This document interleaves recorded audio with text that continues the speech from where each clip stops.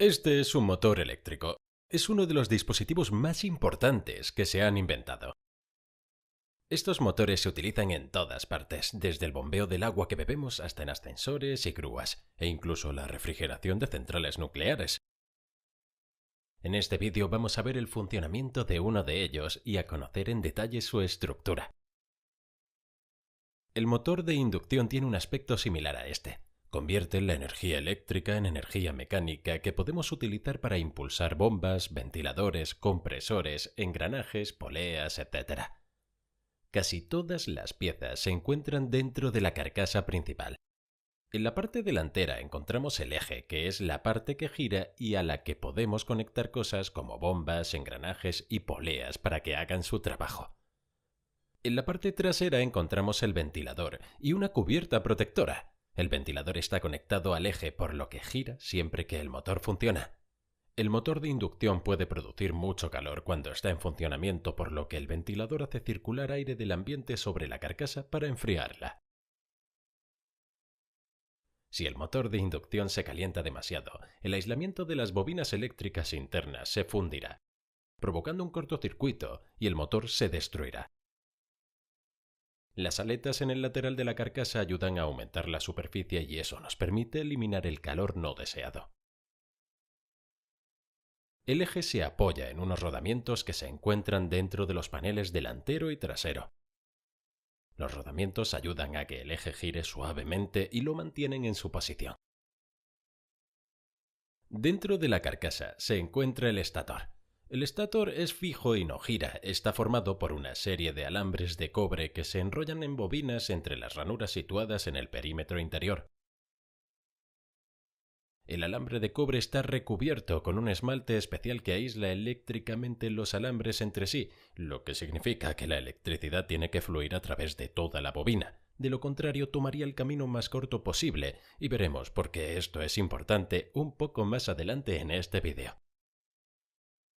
Este es un motor de inducción trifásico, por lo que tenemos tres conjuntos separados de bobinas en el estator. Los extremos de cada conjunto se conectarán a los terminales dentro de la caja de terminales eléctricas. Veremos cómo se conectan un poco más adelante en este vídeo. Cuando se conecta al suministro eléctrico, el estator genera un campo electromagnético giratorio. El rotor está conectado al eje. En este caso es un rotor de tipo jaula de ardilla.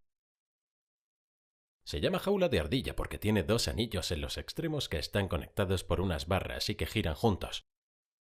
Este diseño es similar al de una pequeña jaula o rueda de ejercicio que utilizan una mascota hámster o incluso una ardilla. La jaula de la ardilla está equipada con una serie de láminas de acero. Estas láminas ayudan a concentrar el campo magnético a las barras. Las láminas se utilizan en vez de una pieza sólida de metal, ya que esto mejora la eficiencia al reducir el tamaño de las corrientes inducidas en el rotor. Cuando el rotor se coloca dentro del estator y éste se conecta a una fuente de alimentación eléctrica, el rotor comenzará a girar. Entonces, ¿cómo es esto posible? Cuando la electricidad pasa por un cable, se genera un campo electromagnético alrededor del mismo. Podemos ver esto colocando unas brújulas alrededor del cable. Las brújulas girarán para alinearse con este campo magnético. Si la dirección de la corriente se invierte, el campo magnético también se invierte, por lo que las brújulas cambian de dirección. El campo magnético del cable atrae y empuja las agujas de las brújulas, al igual que si deslizamos dos barras magnéticas una hacia la otra, se atraerán o repelerán. Incluso podemos utilizar un imán para hacer girar otro imán, o podemos hacer girar el imán cambiando la intensidad del campo magnético que lo rodea. Si colocamos un cable en un campo magnético y hacemos pasar una corriente a través de él, el campo magnético del cable interactuará con los imanes permanentes. El campo magnético y el cable experimentará una fuerza. Esta fuerza moverá el alambre hacia arriba o hacia abajo dependiendo de la dirección de la corriente y de la polaridad de los campos magnéticos. Si envolvemos el alambre en una bobina, el campo electromagnético se hace más fuerte. La bobina producirá un polo norte y un polo sur, al igual que un imán permanente. Estas bobinas de alambre las llamamos inductores. Cuando pasamos corriente alterna a través del cable, los electrones cambiarán constantemente de dirección entre el flujo hacia adelante y hacia atrás. Por tanto, el campo magnético también se expandirá y colapsará, y la polaridad se invertirá. Cuando coloquemos otra bobina separada en las proximidades y completemos el circuito, el campo electromagnético inducirá una corriente en esta segunda bobina. Podemos conectar dos bobinas y colocarlas una frente a la otra para crear un campo magnético mayor. Si colocamos un circuito cerrado de alambre dentro de este gran campo magnético, induciremos una corriente en el circuito. Como sabemos, cuando pasamos una corriente a través de un cable, se genera un campo magnético y también sabemos que los campos magnéticos se empujan o atraen entre sí. Por lo tanto, este circuito de alambre también generará un campo magnético y este interactuará con el campo magnético mayor. Cada lado de la bobina experimentará fuerzas opuestas provocando su rotación. Este circuito es, por tanto, nuestro rotor y las bobinas son el estator. Sin embargo, el rotor solo girará hasta que se alinee con las bobinas del estator, entonces se atascará ya que la corriente inducida se invierte con la bobina. Para superar esto, tenemos que introducir otro conjunto de bobinas en el estator y debemos conectarlas a otra fase. Los electrones fluyen en esta fase en un momento ligeramente diferente, por lo que el campo electromagnético también cambiará de intensidad y polaridad en un momento ligeramente diferente. Esto obligará al rotor a girar. Dentro del motor de inducción tenemos tres bobinas separadas que se utilizan para producir un campo electromagnético rotativo. Cuando pasamos una corriente alterna a través de cada bobina, estas producen un campo electromagnético que cambia de intensidad y de polaridad a medida que los electrones cambian de dirección. Pero si conectamos cada bobina a una fase diferente, los electrones de cada bobina cambiarán de dirección en un momento distinto. Esto significa que la polaridad y la intensidad del campo magnético también se producirán en un momento diferente. Para distribuir este campo magnético tenemos que girar los conjuntos de bobinas 120 grados desde la fase anterior y luego combinarlos en el estator. El campo magnético varía en intensidad y polaridad entre las bobinas que se combinan para producir el efecto de un campo magnético giratorio. Ya hemos visto en este vídeo que se puede inducir corriente en una segunda bobina cuando está cerca. Las barras de la jaula de ardilla están conectadas en cada extremo, lo que crea múltiples circuitos o bobinas, por lo que cada barra induce una corriente y crea un campo magnético. El campo magnético de las barras del rotor interactúa con el campo magnético del estator. El campo magnético de las barras del rotor es atraído por el campo magnético del estator. Como el campo magnético está girando, el rotor también girará en la misma dirección que el campo magnético para intentar alinearse con él, pero nunca podrá alcanzarlo completamente.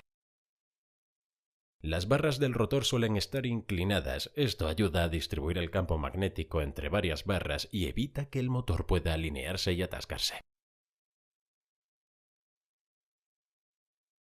El estator contiene todas las bobinas o devanados utilizados para crear el campo electromagnético giratorio cuando la electricidad pasa por los cables. Para alimentar las bobinas encontramos una caja de terminales eléctricas en la parte superior o a veces en el lateral. Dentro de esta caja tenemos 6 terminales. Cada terminal tiene una letra y un número correspondientes. Tenemos U1, V1 y W1, y luego W2, U2 y V2. Tenemos nuestra bobina de fase 1 conectada a las dos terminales U. Luego las bobinas de fase 2 conectadas a las dos terminales V y por último la bobina de fase 3 conectada a los dos terminales W. Observe que las terminales eléctricas están distribuidas en una configuración diferente de un lado a otro. Veremos por qué en un momento. Ahora traemos nuestra fuente de alimentación trifásica y la conectamos a sus respectivos terminales. Para que el motor funcione necesitamos completar el circuito y hay dos formas de hacerlo. La primera es la configuración en triángulo. Para ello, conectamos las terminales de U1 a W2, V1 a U2 y W1 a V2. Esto nos dará nuestra configuración en triángulo. Ahora, cuando proporcionamos corriente alterna a través de las fases, vemos que la electricidad fluye de una fase a otra, ya que la dirección de la corriente alterna se invierte en cada fase en un momento diferente. Por eso tenemos las terminales en diferentes configuraciones en la caja de terminales, porque así podemos conectar fácilmente entre ellos y permitir que la electricidad fluya entre las fases a medida que los electrones se invierten en diferentes momentos. Otro modo en el que podemos conectar las terminales es utilizando la configuración en estrella. En este método conectamos las terminales W2, U2 y V2 en un solo lado. Esto nos dará nuestra conexión equivalente en estrella. Ahora, cuando pasamos la electricidad a través de las fases, vemos que los electrones se comparten entre las terminales de las fases. Debido a sus diferencias de diseño, la cantidad de corriente que fluye en la configuración en estrella y en triángulo es diferente, y veremos algunos cálculos para esto.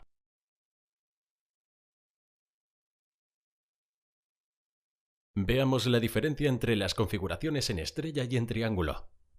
Digamos que tenemos el motor conectado en triángulo con un voltaje de alimentación de 400 voltios. Esto significa que si utilizamos un multímetro para medir el voltaje entre dos fases cualquiera, obtendremos una lectura de 400 voltios, lo que llamamos un voltaje de línea a línea. Ahora, si medimos a través de los dos extremos de una bobina, vemos de nuevo el voltaje de línea a línea de 400 voltios. Digamos que cada bobina tiene una resistencia o impedancia, ya que se trata de corriente alterna de 20 ohms. Eso significa que obtendremos una lectura de corriente en la bobina de 20 amperios. Podemos calcular eso a partir de 400 voltios dividido por 20 ohms, que son 20 amperios, pero la corriente en línea será diferente. Será de 34,6 amperios. Obtenemos eso de 20 amperios multiplicado por la raíz cuadrada de 3, que es 34,6 amperios. Eso es porque cada fase está conectada a dos bobinas.